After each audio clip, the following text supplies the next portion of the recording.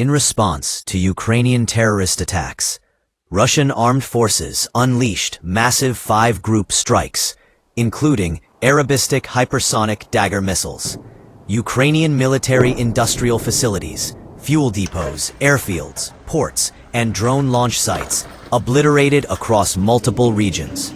North, West, South, Center, East, and Dnieper groups executed precision strikes. Ukrainian brigades, National Guard units, and foreign mercenaries hit mercilessly. Cities and infrastructure liberated. Enemy lines shattered. Ukrainian command in total chaos.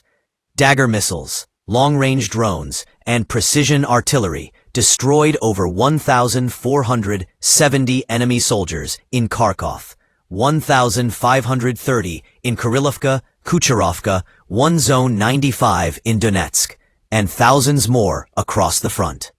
Ukrainian units running, surrender, denied annihilation unavoidable. Russian aerospace forces shot down 1 Su-27, 27 HIMARS rockets, 5 Neptune missiles, and 1,756 UAVs.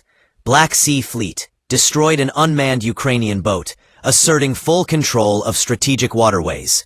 In the past 7 days, Ukrainian armed forces lost over 7,500 personnel, 26 tanks, 159 armored vehicles, 104 artillery systems, and dozens of critical ammunition and fuel depots. Ukrainian military morale crumbling under relentless Russian pressure. Since the beginning of the special operation, Russian strikes have destroyed 669 aircraft, 223 helicopters, 102 178 UAVs, 639 SAM systems, 2656 tanks and armored vehicles, 1,630 multiple rocket launchers, 31,057 artillery and mortars, and 4,863 special military vehicles.